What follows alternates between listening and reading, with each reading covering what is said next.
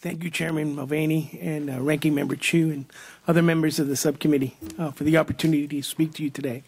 My name is Miguel Galarza. I'm from San Francisco, California, and I'm the owner and founder of Yerba Buena Engineering Construction.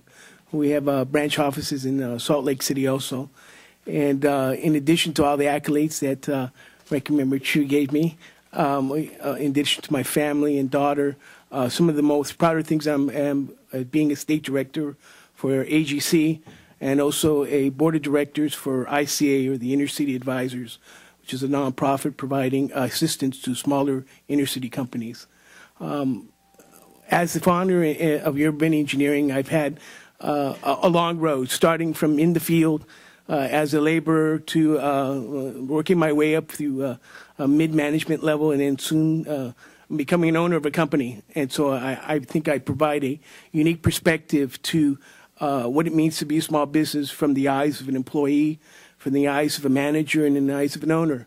And having learned the ropes the hard way and understanding what it means to be a small business and understand the rules and that are involved in playing in the game of surety and bonding and lines of credit.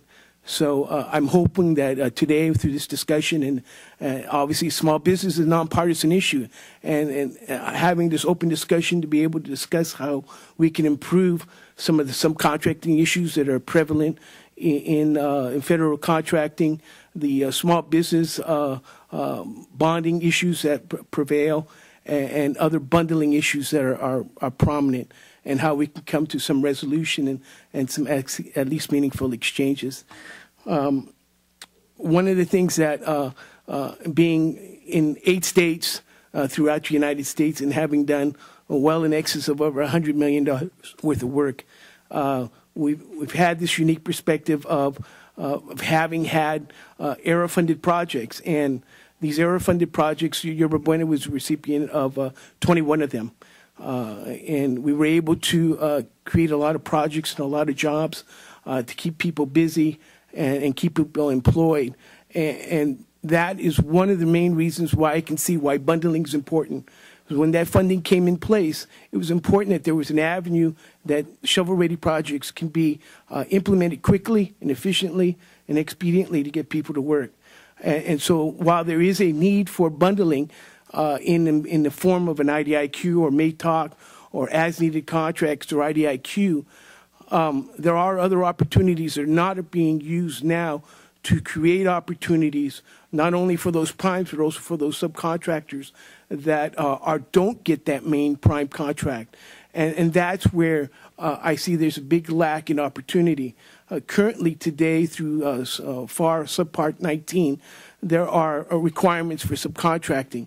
Unfortunately, those numbers don't really become numbers. The reporting mechanism for subcontracting is done under, I believe, an old form 244, 294. That number or that form basically talks about percentages. It doesn't talk about dollars. So when you have a $100 million contract, you talk about 60%. 60% of subcontracting, but what really makes up that 60%? It's the portion of which the prime contractor designates he's going to subcontract. So in that $100 million contract, if he decides he's only going to subcontract $2 million, and he says he met his goal of 60%, with 60% of $2 million, that's, in the big scheme of things, he can say he did 60% and he met his goal, but he really didn't do much other than meet his minimum standard that was required contractually. I think that the city of San Francisco, the state of California, and other state agencies provide a true roadmap of how subcontracting should be done. It should be done based on dollars and on total contract value.